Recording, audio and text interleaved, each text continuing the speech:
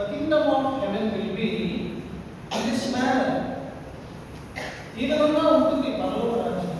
పరలోక రాజ్యం యొక్క విధానం ఇదిగో ఈ విధంగా ఉంటుంది. The system of the kingdom of heaven will be in this way అని ప్రభువు వారు చెప్పినటువంటి విషయాలు మనం గమనిస్తాం. కాబట్టి ఇదంతా కూడా పరలోక రాజ్య విధానాన్ని గురించి మనకు బోధిస్తూ నేర్పిస్తున్నటువంటి ఒక ఉపమానంగా మనం గమనించాలి.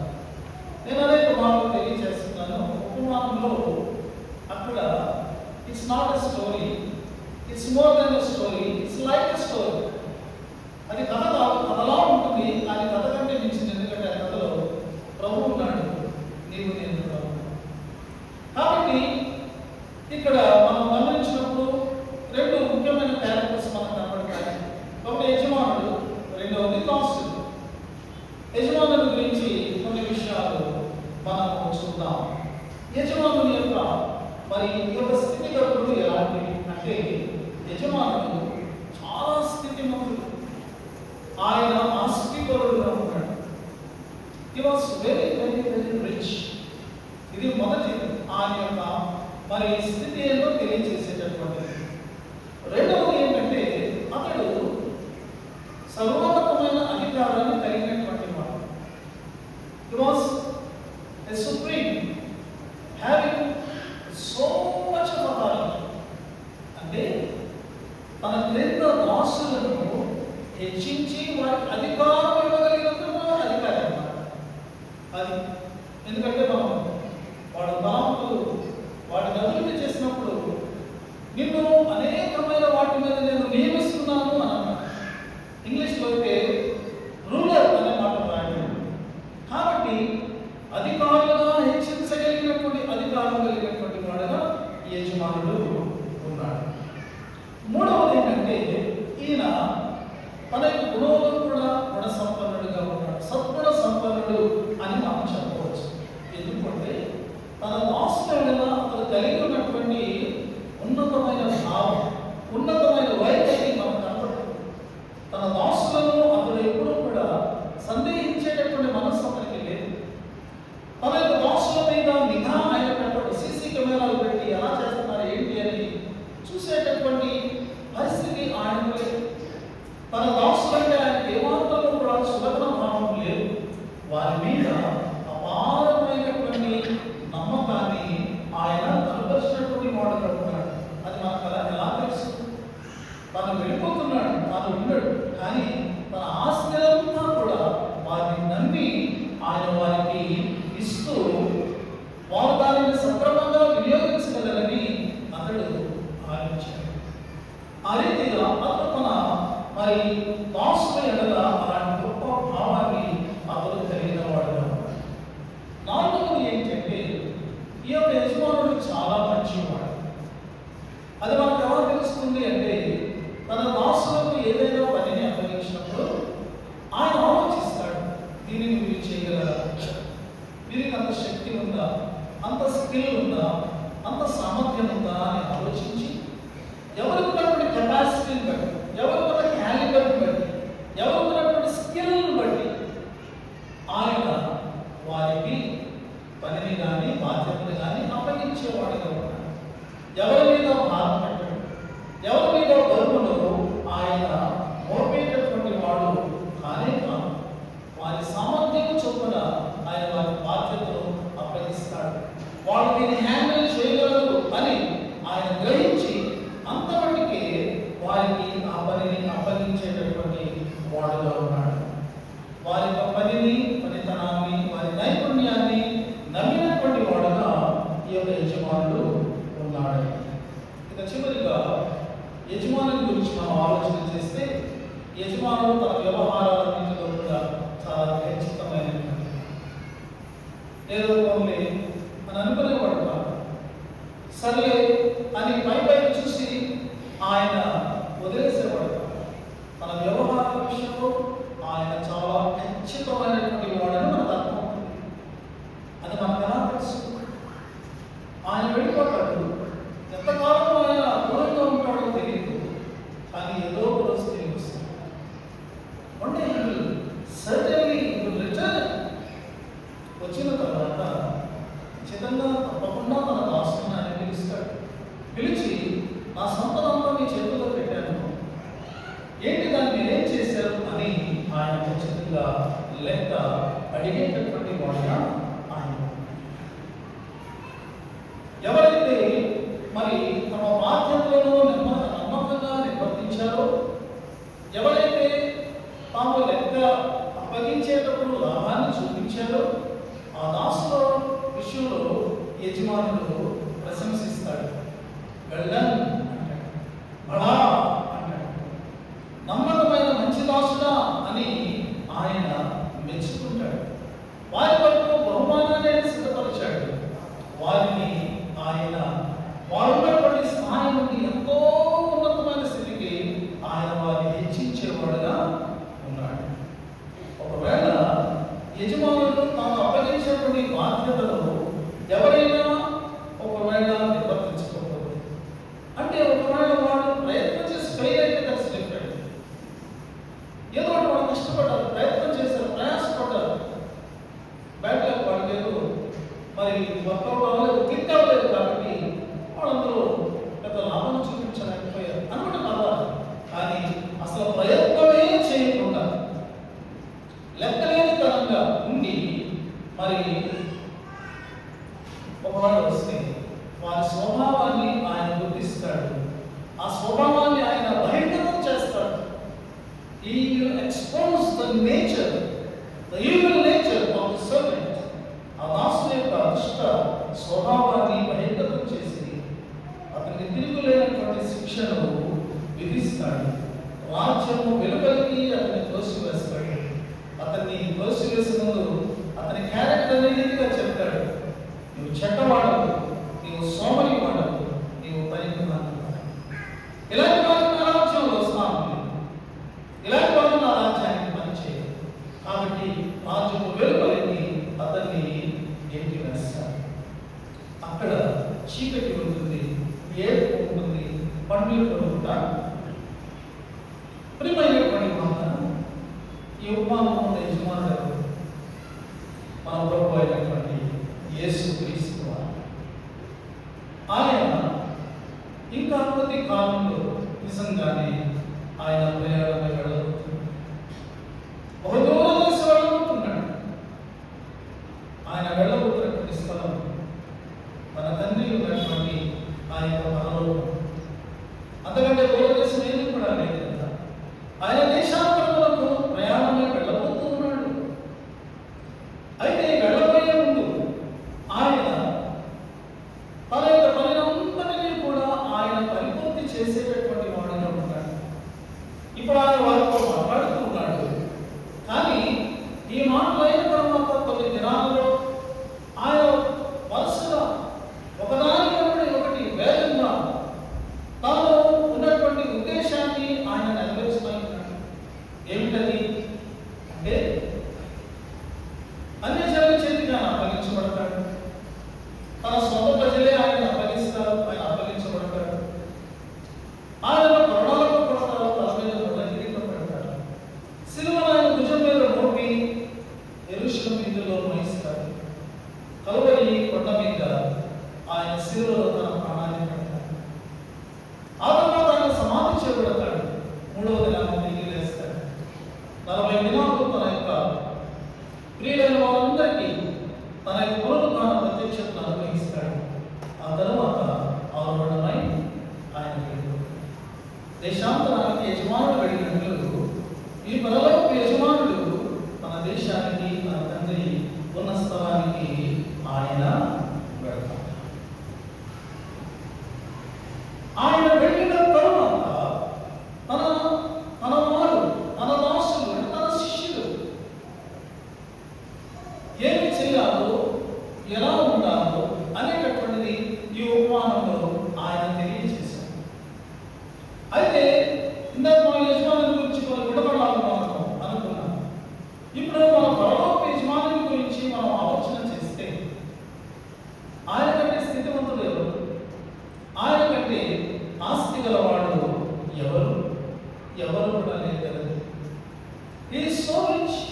ఆయన గురించి రాయబడినది ఆయన స్త్రీ నీతిమంతుడైనటువంటి దేవుడు అని రాశాడు. చార్లెస్ కామన్ తన బుక్లో ఈ రీతిగా రాశారు. ఎడారులు సెలయేరు అనే పుస్తకాన్ని రాసినటువంటి ఆ యొక్క గొప్ప దేవుని దాసులు దేవునికి చెందినటువంటివి ఏంటి అనేది రాశారు. దానికి ముందు మనం కొన్ని వచనాలను జ్ఞాపకం చేసుకోవచ్చు. మోషే ఇశ్రాయేలు ప్రజలతో మాట్లాడుతున్నప్పుడు అంటాడు, మీ దేవుడు ఎలాంటి వాడు అనుకుంటున్నారు? ఆకాశమును మహాకాశమును భూమియు అందున్నవన్నీ కూడా ఆయనవే అంటాడు. కీర్తనకారుడు 24వ సంగీతం రాస్తున్నాడు, భూమియు దాని సంపూర్ణత, లోకము దాని నివాసం యెహోవావే అంటాడు. చార్లెస్ కామన్ అంటారు, ఎత్తైన పర్వత శిఖరాలు, లోతైన లోయలు, పల్లపు మైదానాలు, భూగర్భంలో నీటి ఊటలు, కొండల్ని గుట్టలను దాటుకుంటూ పారే సెలయేరు, మానవ మనుగడకు ఆధారమైనటువంటి ప్రాణవాయువు, వేడిని వెచ్చదనాన్ని ఇచ్చేందుకు భూమి అంతర్భాగంలో ఆదిగా దాచిన బొగ్గు, కఠిన శిలలతో నిండిన కొండల్లో కోనల్లో దాచి ఉంచిన ఇనుము, వెండి, బంగారం, చెట్ల రాళ్ళలో, ఆకుల్లో, పండ్లలో, బెరడుల్లో దాచి ఉంచిన స్వస్థత మేళ్ళు, ఇవన్నీ కూడా ఈ లిస్టు రాసుకుంటూ వెళ్తే తగ్గిపోతారు.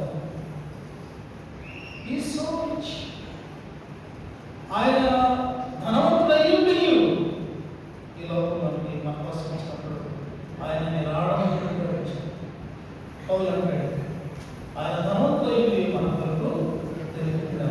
దరిద్రుడు అంటే కూడా ఏదో మా ఒక్క దరిద్రుడు అని కాదు, చాలా నిరాడంబరంగా అంత అంత గొప్పవాడి యొక్క కనపరుచుకోకుండా ఉన్నటువంటి వాడుగా ఈ లోకంలో ఆయన ఉన్నాడు. రెండవది ఏంటంటే ఆయన తన వారికి అధికారం ఇచ్చేవాడు. ఆయన కరుణించినటువంటి వారు జానరులండి ఎక్కువ శాతం. ఆయన వారిని ఎలాంటి అధికారులుగా చేశాడు? ఆయన వారిని అపోస్తలులుగా చేశాడు. అపోస్తలులు అంటే అర్థం తెలుసా? దైవాధికారం కలిగిన వాడు. ఆ అధికారం ఎలాంటి అధికారమో తెలుసా? అపవిత్రాత్మల మీద అధికారం, రోగముల మీద అధికారం, మరణం మీద అధికారం. అపోస్తల కార్యాలు 4లో మనం చూస్తే అపోస్తలులు అయినటువంటి పేతురు, యోహాను, తర్వాత పౌలు వీళ్ళందరూ చేసిన కార్యాలు. ఇలాంటి అధికారులు ఇవ్వగలిగినటువంటి వాడు ఎవరైనా ఈ లోకంలో ఉన్నాడు? Is there anybody? ప్రస్తుతం మన ప్రపంచంలో యుద్ధాలు చూస్తుంటే బాంబులు వేసే అధికారం, మిసైల్స్ వేసే అధికారం మాత్రమే వాడుతుంది. కానీ మన యజమానుడు ఎలాంటి వాడు? ఎలాంటి అధికారాలు ఇవ్వలేడు, ఎలాంటి శక్తిని ఇవ్వలేడు. చీకటి లోకం మీద, మానవ దేహం మీద, ఈవెన్ మరణం మీద కూడా మనల్ని అధికారులుగా చేయగలిగినటువంటి వాడు మన యజమానుడు. ఆయన తన యొక్క మరి మూడవది మనం చూస్తే ఆయన ఎంత మంచివాడుగా ఆయన ఉంటూ ఉన్నాడు. Is rich in his goodness.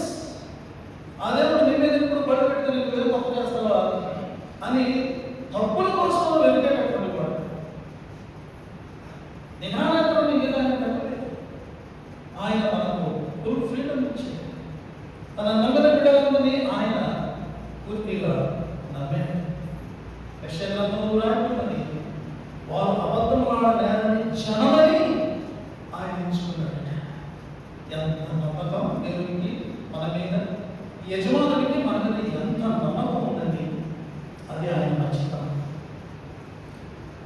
విశ్వాసి యజమానికి నీ శక్తి ఏంటో తెలుసు, నీ సామర్థ్యం ఏంటో తెలుసు, నీ యొక్క ధైర్యం అది ఏ లెవెల్లో ఉందో తెలుసు, నువ్వు ఎంతవరకు తట్టుకోగలవో తెలుసు, ఎంతవరకు మోయగలవో తెలుసు, ఎంతవరకు దాన్ని నెరవేర్చగలవో తెలుసు. దానికి మించి ఆయన నీ మీద ఇసరంతా కూడా భారాన్ని పోగొట్టాడు. నీ జీవితంలో ఏదైనా నువ్వు భారం అనుకుంటున్నావా? నువ్వు అనుకుంటున్నావు అంటే కానీ దాన్ని చేయగలవు. ఎందుకంటే ఆయన సామర్థ్యాన్ని నీలో చూశాడు, ఆయన యొక్క శక్తిని నీలో చూశాడు, దాన్ని నువ్వు చేయగలవు. కాబట్టి యజమానుడి మీద భారాన్ని పెట్టినవాడు, బరువు పెట్టినవాడు తానే కాదు, నీవు దాన్ని సాధించగలవు, నీవు అందులో ఫలించగలవు. అది ఆయన ఎరిగినటువంటి వాడుగా ఆయన చేశాడు. చివరిలో మనం గమనించాలి, is very sharp in all his dreams in the end. ఒక సంఘంలో కూడుకున్నాను, కానీ ఆయన వచ్చినప్పుడు వ్యక్తిగతంగా ఆయన లేకపోవచ్చు. Personal you have to give account your life. ఎక్కడైతే సమాజంలో సంఘంలో 10 మందిలో గుంపులో మనం పట్టుకోవచ్చు, కానీ ఆయన వచ్చినప్పుడు ఒక గుంపుకు తీర్పు తీర్చండి, వ్యక్తికి తీర్పు తీరుస్తుంది. ప్రశంస అయినా లేకపోతే ఎక్స్పోజింగ్ అయినా ఆయన పర్సనల్గా చేస్తాడని మనం జ్ఞాపకం పెట్టుకోవాలి. So you have to give an account your life personally. వ్యక్తిగతంగా నీ జీవితంలో లెక్క ఇచ్చుకోవాలి. ఇప్పుడు ఎవరో లీడర్లో నువ్వు వెళ్ళిపోతున్నావు లేదు, ఏదో గుంపులో నువ్వు కలిసిపోయి నీవు పర్వాలేదని అనుకుంటున్నావు. No, when he comes, you alone have to stand before him and to give the account about your life. ప్రియమైన వారు, ఈ ప్రభు ఈ యజమానుడు వెళుతూ మన దాసులకు ఏం ఇచ్చాడు? ఉపాధిలో ఉన్నప్పుడు యజమానుడు అయితే 5 తాళంతులు ఇచ్చాడు, టాలెంట్స్ ఇచ్చాడు. కానీ మన యజమానుడు మనకు ఏమిస్తున్నాడు? మరి దాని పిల్లలకు ముందు మనం గమనిస్తే ఈ యొక్క ఉపమానంలో ఒక కేటగిరీలో ఉన్నారు. మనకు తెలుసు, వెల్డన్ అనేటటువంటి ఆ యొక్క ప్రశంసను పొందిన వారు. అప్పుడు మరొక కేటగిరీలో ఉన్నాడు, యూ ఈవిల్ సర్వెంట్ అని పిలువబడ్డాడు. చెడ్డమైన సోమరిపోయిన చెడ్డదాసుడు అని పిలువబడ్డాడు. ఈరోజు మన యొక్క అంశం ఏంటంటే వివేకము అనే మాట ఎలాంటి భావాన్ని ఇస్తుంది అని నేను దాని గురించి స్టడీ చేశాను. నేను ఇంగ్లీష్లో ఏమన్నానంటే ప్రూడెన్స్ అనే మాట వాడాను. ప్రూడెన్స్ అంటే ఏమైనా అర్థం ఇవ్వబడిందంటే భవిష్యత్ పరిణామాలను ఆలోచించి తెలివిగాను హేతుబద్ధంగాను వ్యవహరించేటటువంటి సామర్థ్యం అని. అంత చక్కగా ఉందండి. భవిష్యత్ పరిణామాలను ఆలోచించి తెలివిగాను హేతుబద్ధంగాను వ్యవహరించే సామర్థ్యాన్ని సూచించేటటువంటిదే వివేకము. కాబట్టి ఇది ఒక కేర్ అన్నమాట, ఒక జాగ్రత్త, ఒక ముందు చూపు. తెలుగులో అయితే మరి తెలుగు బోధించే ఉపాధ్యాయులు లేకపోతే లెక్చరర్స్ ఉన్నట్లయితే వాళ్ళు ఏమని మరి దీన్ని అర్థిస్తారంటే ప్రాజ్ఞత అంటారు. ప్రాజ్ఞత అంటే ప్రజ్ఞ కలిగి దాని ప్రకారంగా వ్యవహరించడం అనేటటువంటి. ఇంకొక మాట ఏమన్నారంటే సద్బుద్ధి అని కూడా. రోజు కీర్తనలో ఏమని కీర్తనకారుడు అన్నాడంటే ఏమంటాడంటే వివేకము కలిగి దేవుని వెతకవారు కలరేమో అని ఎవరు చూస్తున్నారండి? దేవుడే చూస్తున్నాడు. నేను కదా వీళ్ళ యొక్క జీవితం అంశానికి కూడా మూలమైనటువంటి వాడిని, ఆధారమైనటువంటి వాడిని నేను కదా. అసలు నన్ను సృష్టించినటువంటి దేవుడు ఒకడు ఉన్నాడు, సృష్టికర్త ఒకడు ఉన్నాడు అని అసలు థింక్ చేసేటటువంటి వాడు ఒకడే ఉన్నాడు. ఎందుకని? అందరూ బుద్ధిహీనులు అయిపోయారు. ఎలా బుద్ధిహీనులు అయిపోయారు? ఎవరు వాళ్ళ మనసులో దేవుడు లేడని వాడు, దేవుడు లేడని అనుకుంటారు. చెట్టు కొమ్మ మీద కూర్చొని కొడుకున్నాడు అన్నమాట. ఏమన్నా అదే కదా, దేవుడు లేడని అనుకుంటే నువ్వు కూడా లేవు అనుకుంటే దేవుడు జస్ట్ నీ యొక్క నాశకాలంలోకి ఆ యొక్క ప్రాణవాయు వెళ్ళకుండా ఆపేయడంతో ఆ తర్వాత మన ఉనికి ఎక్కడితో అందరం ఉంటుంది.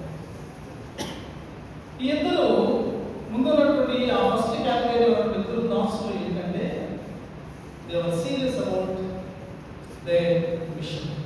వారికి అప్పగించబడినటువంటి ఆ పని విషయంలో వాడు నిమగ్నం అయిపోయారు. ఆ పనిలో వారు నిమగ్నం అయిపోయి వేరే ఆలోచించట్లేదు. మా యజమానుడు తిరిగి వస్తాడు, వచ్చిన తర్వాత మేము ఆయన సంతోష పెట్టాలి, ఆయన మాకు అప్పగించిన పనిని మేము చక్కగా నిర్వర్తిస్తే అది మేము మా పనిలో మేము ఖచ్చితంగా కరెక్ట్గా ఉన్నట్టు అనుకుని వారు వేరే వ్యాపారాలు పెట్టుకోవాలి. ఆ పనిలో నిమగ్నం అయిపోయారు. ఆ బిజినెస్లో వాళ్ళ కొనసాగుతూ వెళ్ళిపోయారు.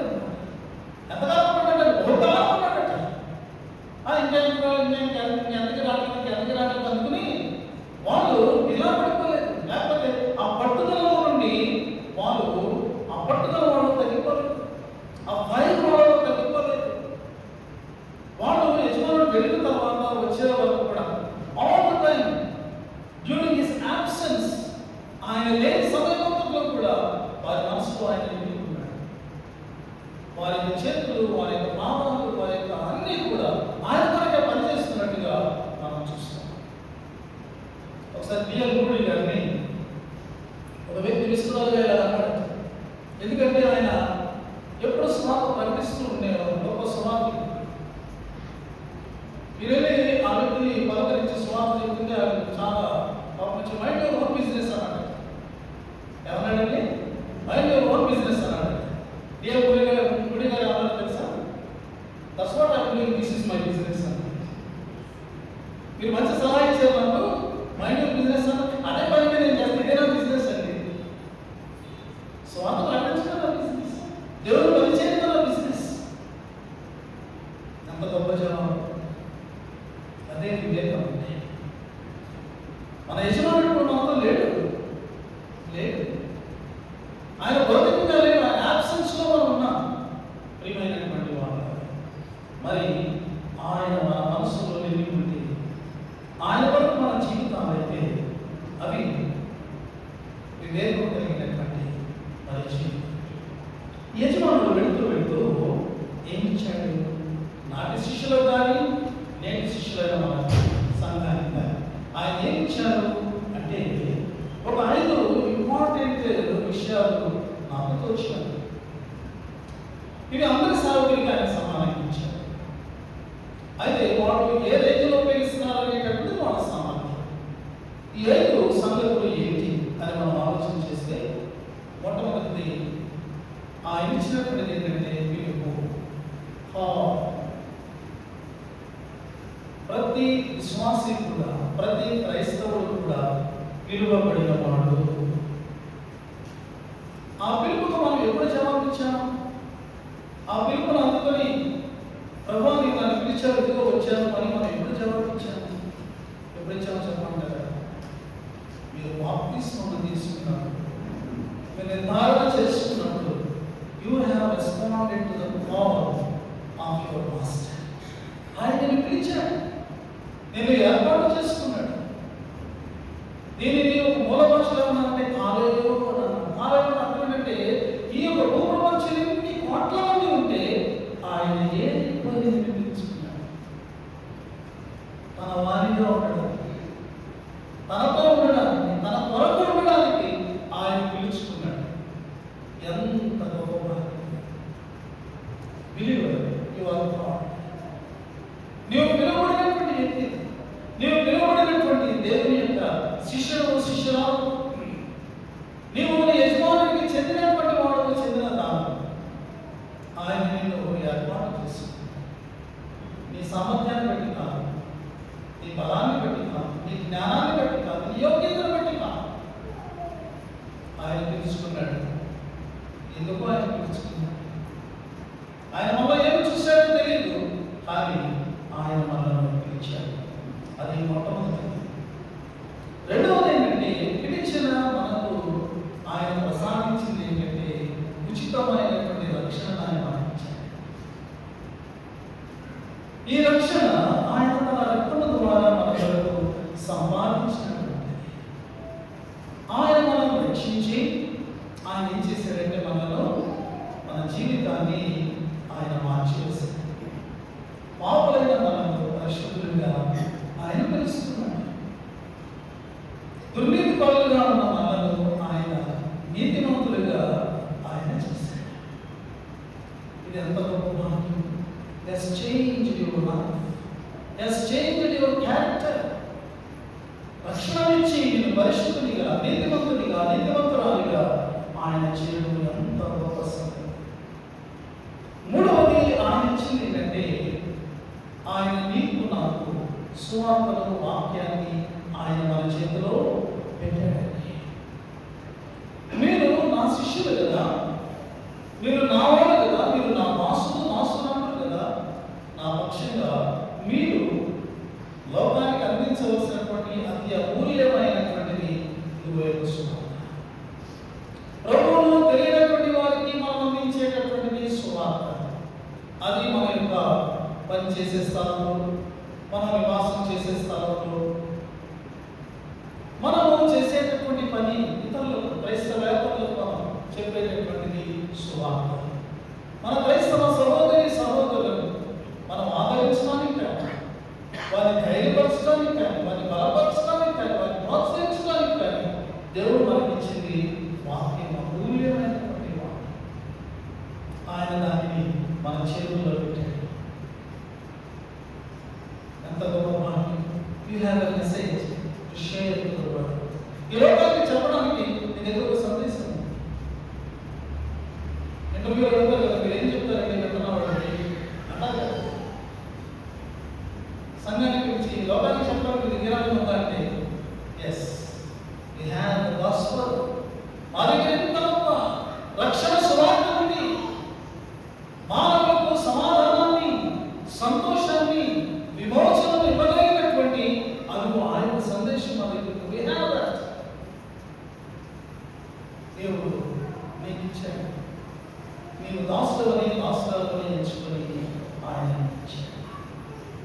నాలుగో ఆయన ఇచ్చారో తెలిసింది, పరిశుద్ధాత్మ ఆయన మనకు గురించారు. He has given the Holy Spirit. స్వచ్ఛంద గారి యొక్క ఒక మాట నాకు చాలా ప్రోత్సాహం ఇచ్చింది.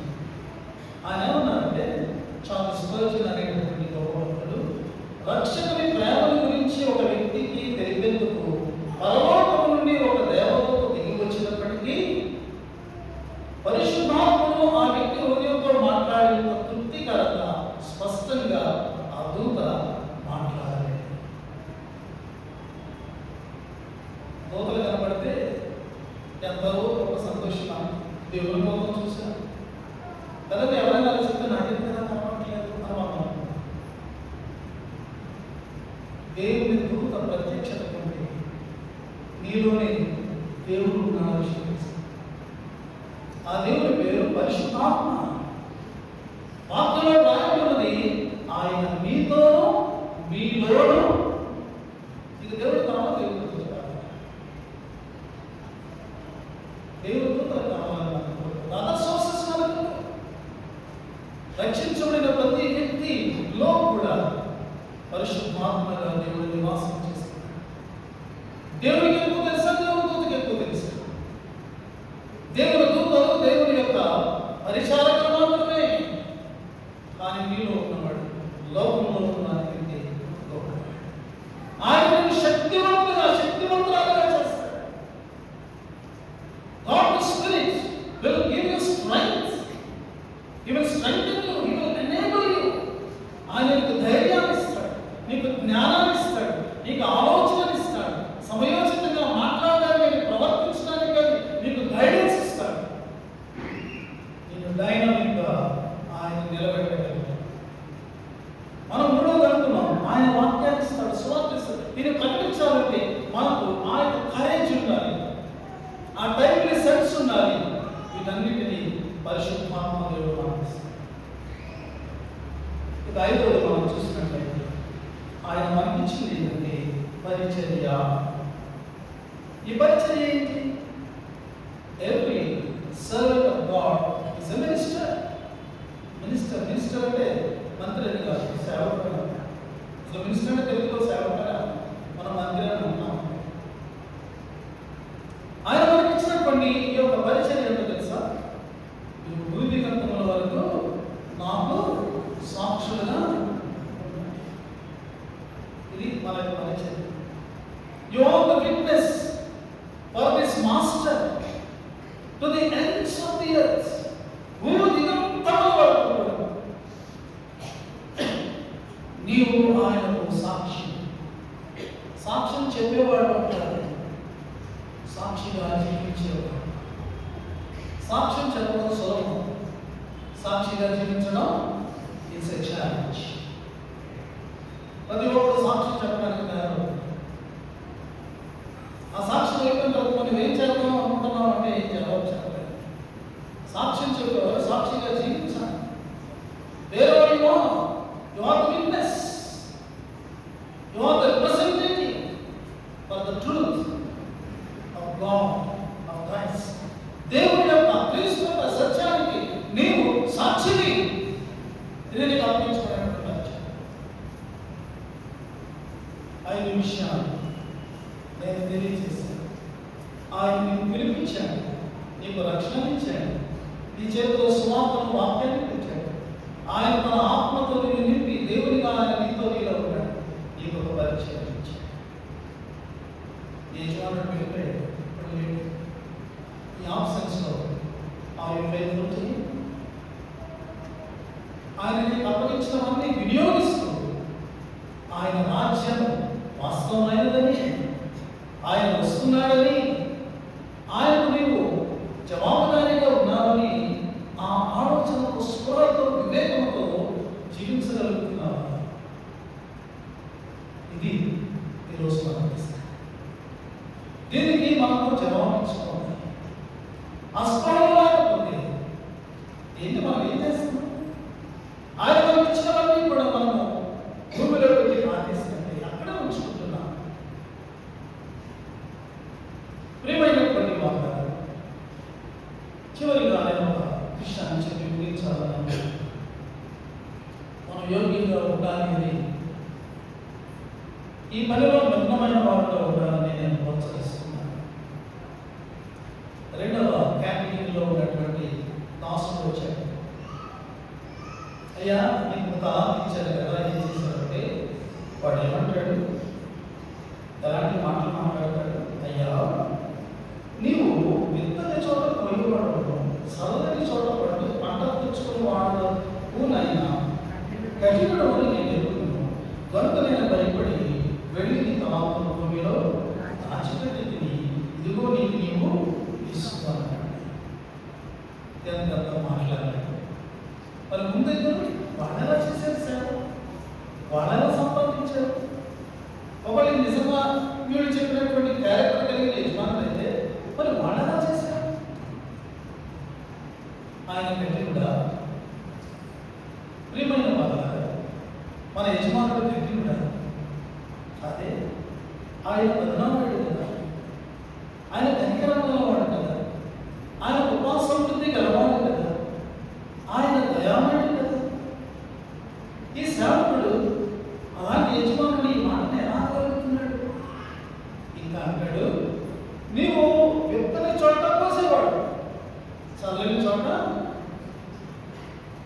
నిజమేనా? యోహాను సువార్త 12వ అధ్యాయంలో ప్రభువారు 24 వచనంలో ఏమంటారంటే, గోధుమ గింజ భూమిలో పడి చదవకుండా అది ఉండిగానే అది చచ్చిన విస్తారముగా ఫలించును అని చెప్పినప్పుడు దానికి భావం ఏంటో తెలుసా? విస్తారమైన ఫలములను తీసుకుని రావాలని సావసిద్ధమైన గోధుమ గింజగా ఆయన తను తానే చెప్పుకున్నాడు. He is the seed. ఆ గోధుమ గింజ ఆయన తను తానే సిలువలో నాటుకున్నాడు. కల్వరి భూమిలో విత్తని చోట కోసాడు. ఆయన విత్తనంగా నాటబడ్డాడు. ఆ భూమిలోకి వెళ్ళి ఆ విత్తనం చనిపోయినట్టుగా ఆయన చనిపోయాడు. ఎలా అంటారు? ఆయన విత్తని చోట కోసేవాడని, చదువుని చోట పంటను కూర్చుకునేవాడని ఎలా అంటారు? అసలు ఆయన విత్తనాలు మాట్లా అనే విత్తనం అయ్యాడు. ఆయనలాగా ఒంటిగా ఉండకుండా భూమిలో పడి చనిపోవడం వల్ల విస్తారమైన లోకమంతా పడ్డది. ఆయన విశ్వాసులే, ఆయన భక్తిగా వారే, ఆయన వరకు ఆశపడేవారే, తాపత్రయపడేవారే, ఆయన వరకు పరుగులు పెట్టేవారే, ఆయన వరకు ప్రాణం